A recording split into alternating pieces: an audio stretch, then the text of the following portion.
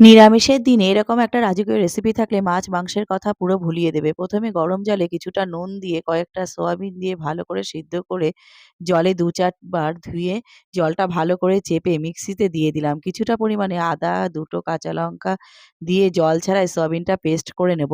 এরপর এর মধ্যে দিয়ে দেব পরিমাণ মতো জিরের গুঁড়ো, ধনের গুঁড়ো, হলুদ গুঁড়ো, স্বাদ মতো লবণ, চিনি, ২ চামচ কর্নফ্লাওয়ার। এরপর দিয়ে দেব কিছুটা পরিমাণে ধনেপাতা কুচানো। খুব ভালো করে হাত দিয়ে চটকে, চটকে মেখে নেব। এরপর হাতে একটু তেল মাখিয়ে ওখানে থেকে অল্প করে নিয়ে সয়াবিনের বলগুলো ঠিক এরকম করে বানিয়ে নিয়েছি। কড়াইতে সাদা তেল ভালো করে গরম করে নিয়ে কোপ্তাগুলোকে উল্টে পাল্টে একটু লাল করে ভেজে তুলে নামিয়ে তেলের মধ্যে গোটা জিরে, তেজপাতা, গোটা গরম মসলা ফোড়ন দিয়ে মিক্সিতে কাঁচা লঙ্কা, আদা, টমেটো, কাজু বাদাম, গুঁড়ো দুধ দিয়ে ভালো করে পেস্ট করে তেলের মধ্যে দিয়ে দেব।